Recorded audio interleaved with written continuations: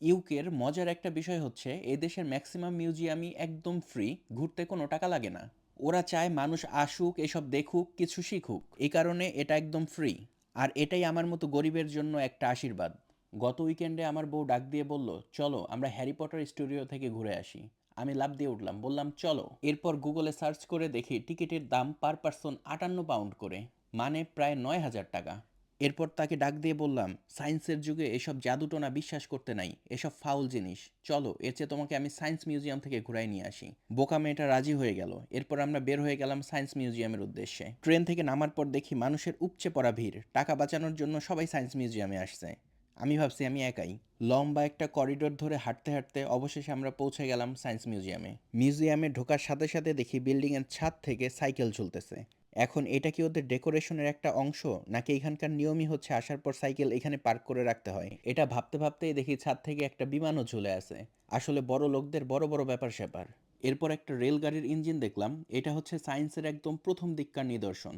ভাবতেই অবাক লাগে বিজ্ঞান এখন কত আগায় গেছে। এই যেমন ধরেন, আগে বিদেশ থেকে দেশে টাকা পাঠানোর জন্য কেমন যুদ্ধ করা লাগতো, ব্যাংকের মাধ্যমে অনেক দিন লাগতো যেতে, অনেকে আবার ভুল মানুষের মাধ্যমে পাঠাতে যেয়ে ধরা খেয়ে বসে থাকতো। আর এখন এস মানি ট্রান্সফারের মাধ্যমে মাত্র কয়েক সেকেন্ডের মধ্যে বিশ্বের যে কোনো দেশ থেকে বাংলাদেশে টাকা পাঠিয়ে দেওয়া যাচ্ছে।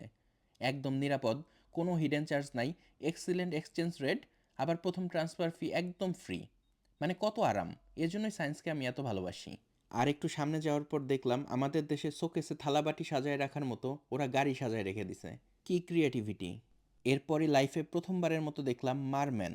মারমেইডের নাম অনেক শুনছেন, সেই মারমেইডের পুরুষ ভার্সন হচ্ছে মারম্যান। চিন্তা করেন, মারমেইড দেখতে পরীর মতো, আর মারম্যানের এই অবস্থা। এরপরে আমরা প্রবেশ করলাম মহাকাশ সেকশনে।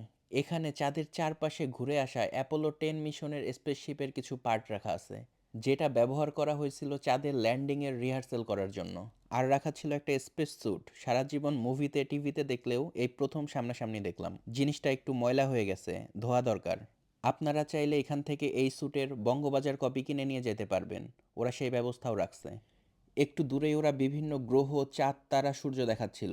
বাট আমার ব্যক্তিগত চাঁদ সাথে নিয়ে যাওয়ায় আমি সেখানে বেশিক্ষণ সময় নষ্ট করলাম না।